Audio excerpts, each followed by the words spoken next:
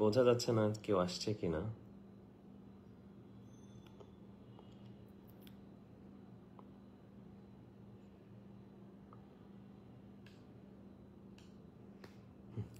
আসসালামু আলাইকুম। আশা করি আপনারা ভালো আছেন। আমি এনামুল হক বিজয়। আজকে আম, আমার কিছু কথা ছিল যেটা আসলে বলার জন্য আসছি। সেটার মধ্যে কয়েকটা উল্লেখযোগ্য কথা আশা করি আপনারা বুঝতে পারবেন। বিশেষ করে আজকে আমার যারা পছন্দের মানুষ আছেন, যারা আমাকে ভালোবাসে, তাদের উদ্দেশ্যে বলা এবং সাংবাদিক মাধ্যমকে বলা, সাথে বিপিএল এর যারা দায়িত্বে আছেন তাদের উদ্দেশ্যেও বলা। তা আমি আসলে প্লেয়ার মানুষ, এত কমপ্লিকেট করতে চাই না। আমি একদম সোজা সাপটা কথা বলতে চাই যে আসলে আমি আজকে আগের যে লাইফটা আমি করেছি সেটা আসলে দুইটা বিষয়ের উপরে ছিল। একটা হলো আমার পেমেন্ট সংক্রান্ত, মানে আমার পারিশ্রমিক, আর একটা এলিগেশনের উপরে। তো আমি আসলে এলিগেশনটা আমি আমার দিক থেকে কথা বলেছি, যেটা আসলে এখন লয়ার দেখছেন, সেটা পরবর্তীতে বিসিবিও জানাবেন যে কি হচ্ছে এবং আমার লয়ারও জানাবেন আসলে কি হচ্ছে। কিন্তু আগের যেটা ছিল পারিশ্রমিক বিষয়টা, সেটা নিয়ে আমি আসলে কিছু কথা বলতে চাই। আর সেটা বলা লাগতো না যদি বিসিবি আমাকে বা সরি বিসিবি বলবো না, বিপিএল গভর্নিং কাউন্সিল থেকে আমার কাছে কোনো ফোন আসতো। তো আমি যখন কাউকে পাচ্ছি না, কিন্তু তাদেরকে আবার দেখছি যে গণমাধ্যমে কথা বলতে, তার মানে গণমাধ্যম তাদেরকে পাচ্ছে বাট আমি পাচ্ছি না।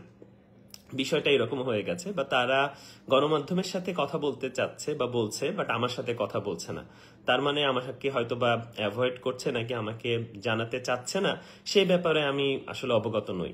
তো আমি যেটা ব্যাপারে বলতে চাচ্ছিলাম যে আমার বকেয়া বা আমার পারিশ্রমিক আপনারা ইতিমধ্যে জানেন, সংবাদ মাধ্যমে এবং সাংবাদিকদেরই বলতে চাই এবং বিপিএল সবাইকে জানাতে চাই, যারা দায়িত্বে ছিলেন ওই সময়ে এবং এখনো যারা আছেন সবার দৃষ্টি আকর্ষণই করছি যে আমি যে 30 লক্ষ টাকা পারিশ্রমিক পাইনি সেই ব্যাপারে আমি বিপিএল এর যারা দায়িত্বে ছিলেন সবাইকেই কিন্তু অবগত করেছি।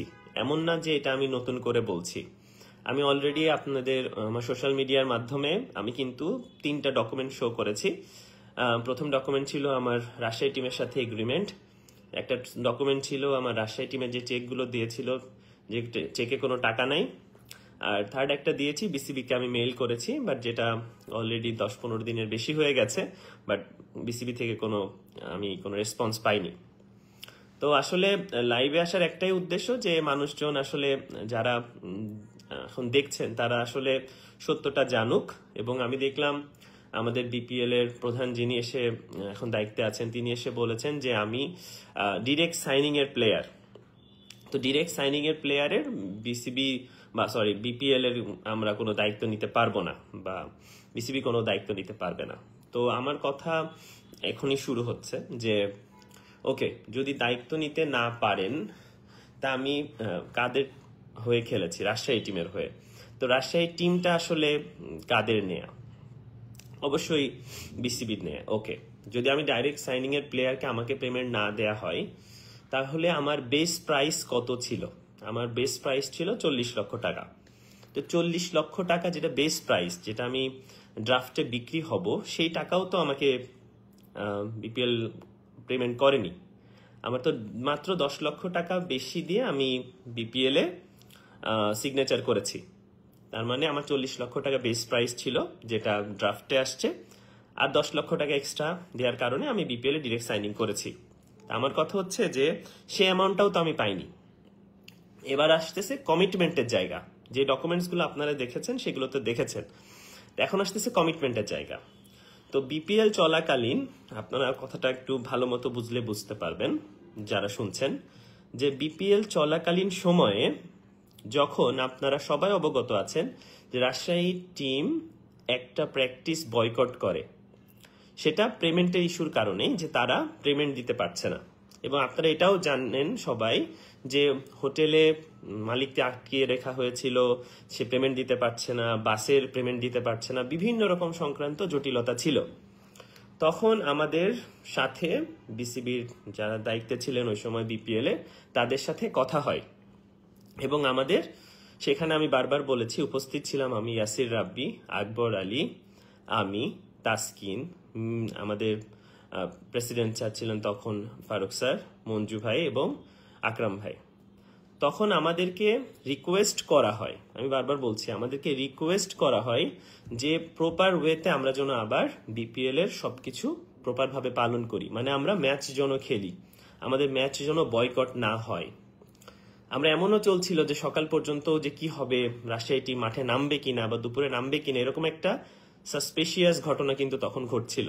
কিন্তু আমাদেরকে বিসিবি থেকেই এবং বিপিএল থেকেই বলা হয় যে এরকম কোনো ঘটনা ঘটলে বাংলাদেশের বদনাম হবে এবং বিপিএল এর বদনাম হবে, এইরকম একটা বাজে ঘটনার সম্মুখীন বিসিবি হতে চায় না এবং বিপিএল হতে চায় না। এবং এবং তখনই কথাটা আমাদের আসে যে কমিটমেন্টের জায়গা থেকে, যে তোমরা এই খেলাটাকে সুন্দরভাবে শেষ করো, পরিচালনা করো, পেমেন্ট যেটা আছে তোমাদের ডিরেক্ট সাইনিং এর প্লেয়ার হওয়া, ড্রাফটের প্লেয়ার হওয়া, হোয়াট এভার ইট ইজ, এটা আমরা নিজেরা পেমেন্ট পরিশোধ করব, এটা নিয়ে তোমাদের কোনো প্রবলেম নাই। ঠিক আছে, তখন আমরা কি করলাম, আমরা খেলাটাকে কন্টিনিউ করলাম, আমরা বিপিএলটা সুন্দর করে পরিচালনা করলাম। তখন আমরা আর মালিকের সাথে কথা বলার দিকে ছিলাম না।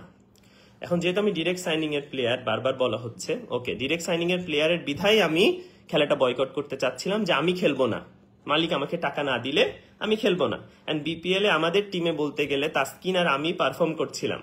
Taskin highest run scorer, Taskin highest wicket taker এবং আমি হাইস্ট রান টেকারের অবস্থায় ছিলাম। কারণ এই সময় যদি আমি ম্যাচ না খেলি তখন একটা প্রশ্নের সম্মুখীন হতে হবে। সে কারণে আমাকে রিকোয়েস্ট করা হয়েছে এবং আমি ঠিক আছে বলেছি অবশ্যই আমি বিপিএলটা কন্টিনিউ করব।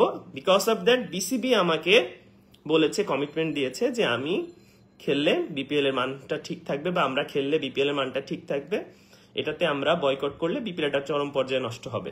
তো এই কারণে আমরা কিন্তু খেলাটা কন্টিনিউ করেছি। এবার আসতেছে টুইস্টটা হলো যে আমরা যে এলিগেশনের শিকার হয়েছি তা আমরা কিন্তু বিপিএল ইন বিটুইন ম্যাচের মধ্যেই ঘটনার কারণে হয়েছে, এরকম ঘটনাই বলা হচ্ছে যে আমরা বিপিএল এর মধ্যে হয়েছে। তা আমরা যদি খেলাটাকেই বয়কট করে ফেলতাম তাহলে তো আমাদের বিপিএলটাই খেলা লাগতো না, কোনো এলিগেশনও আসতো না, কিছুই আসতো না। তো খেলার কারণেই আমাদের এলিগেশনস গুলো আসছে, কথাটা এরকম ভাবে হচ্ছে। তা আমার কথা হচ্ছে যে আমরা বিপিএল এ কন্টিনিউ করলাম, বিসিবিতে যে কথাগুলো আমাদেরকে বলেছে কন্টিনিউ করার জন্য খেলাটা আমরা কন্টিনিউ করি এবং আমরা কন্টিনিউ করেছি বিসিবির সবার কথা শুনে। এবং কন্টিনিউ করার পরে এখন যখন যারা দায়িত্বে আছেন তারা যদি এসে বলেন যে ডিরেক্ট সাইনিং এর টাকা আমরা দিব না, তাহলে ব্যাপারটা কেমন দাঁড়ালো? তার মানে কি আমরা ইউজ হলাম? এমন হলো ব্যাপারটা যে ওই সময় আপনারাই বললেন, আমাকে কমিটমেন্ট করলেন যে আমাকে টাকা দেয়া হবে, আমার পারিশ্রমিক দেয়া হবে, কিন্তু এখন আপনারা বলছেন 1 বছর পরে এসে জাস্ট বিপিএল এর 1-2 দিন আগে আপনারা আমাকেও না টিভি ইন্টারভিউর মাধ্যমে জানানো হচ্ছে যে ডিরেক্ট সাইনিং এর কিসের টাকা? তাহলে ব্যাপারটা কেমন হলো? যদি এটাই হয়ে থাকে তাহলে আমরা কোথায় যাবোটা কোথায়? আমরা কাকে বলবো? মানে এটা কেমন ধরনের আচরণ হতে পারে আমাদের সাথে? এটা তো মেনে নেওয়া যায় না। আমার পারিশ্রমিক, আমি কষ্ট করে বিপিএল কমপ্লিট করেছি, আমি সর্বোচ্চ চেষ্টা করেছি এই টিম নিয়ে ফাইট করার জন্য, আমি বিপিএল এ সেঞ্চুরি করেছি, আমি হাইস্ট রান টেকারের 5ম তালিকায় ছিলাম, আমি সর্বোচ্চ চেষ্টা দিয়ে বিপিএলটা সুন্দর মর্যাদার মাঝে আমি শেষ করেছি। এখন আপনারা এসে আমাকে যদি বলেন যে ডিরেক্ট সাইনিং এর কোনো পেমেন্ট আমরা দিতে পারবো না, তাইলে তো আমি মানতে পারবো না। কারণ আপনাদের সাথে আমাদের যে কমিটমেন্টটা হয়েছে, এটা কমিটমেন্টের জায়গা, তাহলে কথা কোথায় থাকলো? কমিটমেন্ট বলে কিছু নাই এবং আপনারা সেটা অস্বীকার করবেন যে আপনারা আমাকে কমিটমেন্ট দেন নাই। এবং এখন কথা হচ্ছে যে কেউ যদি এসে বলে আমি তো তখন এই গ্রুপে ছিলাম না, আমি তো তখন এই দায়িত্বে ছিলাম না, আমি তো তখন মিডিয়া ডিপার্টমেন্টে ছিলাম বা আমি তখন অন্য ডিপার্টমেন্টে ছিলাম। আমার কথা হচ্ছে যদি ডিপার্টমেন্ট ওয়াইজ চিন্তা করা হয় তো মিডিয়া ডিপার্টমেন্টের মানুষ এসে তো এখন আমাদের বিচার শুরু করতেছে না? তাইলে 2টা চ্যাপ্টার ভাগ হয়ে গেল। পেমেন্টের ইস্যুটা সে দেখতে পারবে না, কিন্তু আবার লিগ্যাল ইস্যু, ইলিগ্যাল ইস্যু যেগুলো আছে সেগুলো নিয়ে কথা বলবে, কিন্তু আবার পেমেন্ট ইস্যু বলতে পারবে না। দুই ভাগ হয়ে গেল, যে ওইটা নিয়ে উনি কথা বলতে পারবে বাট এটা নিয়ে কথা বলতে পারবে না, বা এটার দায়িত্ব নিতে পারবে, এটার দায়িত্ব নিতে পারবে না। ব্যাপারটা এরকম হয়ে গেল না? এরকম তো হওয়া উচিত না। যদি আপনি দায়িত্ব বুঝেই নেন তাহলে টোটাল বিপিএল এর দায়িত্বটা বুঝে নেন, আগের বছর যা যা ঘটেছে সবকিছুর দায়িত্ব বুঝে নেন। আমার কাছে তো আমি অবৈধ কোনো টাকা চাচ্ছি না, আমি যে আমার পারিশ্রমিকটা এবং আপনার যেটা কমিটমেন্ট দিয়েছেন সেই টাকাটাই তো চাচ্ছি। আর এটা এমন বড় অঙ্কের কোনো টাকা নয় আপনাদের কাছে, সেটা আমার কাছে হইতে পারে এটা অনেক বড় অঙ্কের টাকা, কারণ আমি বিপিএল খেলার সময় আমি অর্থ পাইনি। এরপরে বিপিএল এর এই ধরনের আজে বাজে নিউজ যেটা মিডিয়ার মাধ্যমে ছড়িয়েছে এবং ওইটার কারণে আমি প্রিমিয়ার লিগেও সাফারার হয়েছি, এবং ওইটার মাধ্যমে এই বছরও আমাকে বিপিএল থেকে দূরে রাখা হয়েছে। তাহলে আর্থিকভাবে আমি আর কত ক্ষতিগ্রস্ত হব? আমার সম্মানহানি হচ্ছে, আমি আর্থিকভাবে ক্ষতিগ্রস্ত হচ্ছি।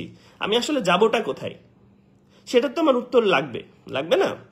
তো আমার কথা হচ্ছে যে আপনারা যদি এইভাবে হাইট করেন বা কি বলে বিড়াল আর ইঁদুরের মতো খেলা করেন, তাহলে তো আমার কাছে মনে হয় না জিনিসটা সুইটেবল হবে।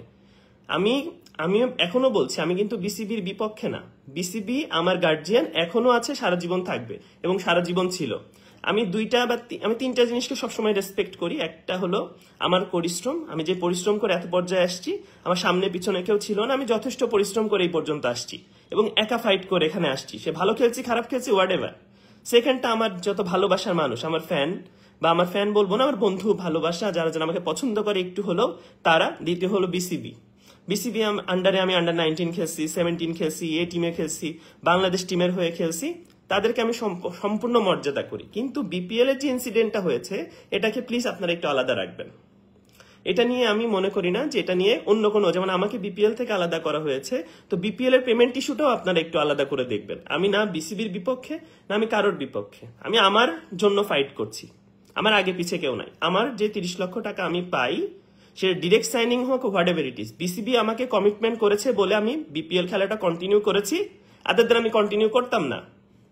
না আমার উপরে কোনো এলিগেশন আসতো না, কিচ্ছু আসতো না যদি আমি খেলাটা কন্টিনিউ না করতাম। ব্যাপারটা তো তাই, খেলার কারণেই তো এইসব হয়েছে। যে বিপিএল খেলা নেই তার কাছে তো ইলিগেশনই নাই, আমি যেহেতু খেলেছি সে তো আমার ইলিগেশন আসছে, ব্যাপারটা এরকম হয়েছে। আমি যদি নাই খেলতাম ওই সময় তাহলে ইলিগেশন কোনো কথাই ছিল না। তা আমার পেমেন্ট যেটা আছে এটা আমি চাই বিসিবিতে যারা সেই দায়িত্বে ছিলেন এবং এখন যারা আছেন আপনারা কথা বলেন, নাহলে আমার সাথে কথা বলেন, আমি আপনাদের সাথে আসি, এসে আপনাদের সাথে কথা বলে জিনিসটা সুন্দর করে পরিশোধ করে দেন। আমি খুব ভালো আছি। আমি যেহেতু কালকে এনসিএল এর ম্যাচে চলে যাব, আমি চাই কালকে আপনারা কথা বলেন, বলে আমাকে জানান যে না আমার পেমেন্টটা আপনারা পরিশোধ করেন। আমি এই দায়িত্বে ছিলাম না, আমি এখন আসছি। আপনি ভাই আগে যে দায়িত্ব ছিলেন, এখন যে দায়িত্বে আসছেন, আপনি তো বিসিবিতেই আছেন বা বিসিবির দায়িত্বেই আছেন, আপনি সব জানেন, সবকিছু বোঝেন। এখানেই সবাই আছে, এমন না যে সবাই আলাদা চলে গেছে। মঞ্জু ভাইও আছে, আকরাম ভাইকেও পাবেন, ফারুক ভাইকেও পাবেন। আগের যা ঘটনা ঘটছে, যা হয়েছে সবকিছু আপনারা জানেন। আপনারা জেনে বুঝে আমার পেমেন্টটা পরিশোধ করলে আলহামদুলিল্লাহ, আমি আমার আর কিছু বলবো না, কারণ আমি পরিশ্রম করে ক্রিকেট খেলছি। আমার পারিশ্রমিকটা না দিলে আমি তো অবশ্যই আমি কথা বলবো। আমি তো চুপচাপ করে বসে বাসায় থাকবো না, এমন যে আমি অবৈধ কোনো টাকা চাচ্ছি। আমার যেটা প্রাপ্য টাকা সেটা আমি বুঝে পাবো, তাইলে আমি ধন্যবাদ জানাবো আপনাদেরকে। এবং এই কথাটাই আমি, যেহেতু তাদেরকে ফোনে পাচ্ছি না, বলার সুযোগ নাই বা আমাকে ডাকাও হয় নাই যে আমি বলবো, আমি ইচ এন্ড এভরি ডকুমেন্টস দেয়া আছে আমার এই যে আজকে কথা বা বক্তব্য। আশা করি আপনারা বুঝতে পেরেছেন, আশা করি আপনারা হেল্প করবেন যেন এটার একটা সমাধান হয়। ধন্যবাদ সবাইকে, ভালো থাকবেন। ইনশাআল্লাহ পরবর্তীতে কোনো বিষয়ে যদি ইনকোয়ারি থাকে অবশ্যই আমাকে বলবেন, আমি অবশ্যই লাইভে এসে দরকার হলে আপনাদেরকে উত্তর দিব। ভালো থাকবেন, আসসালামু আলাইকুম।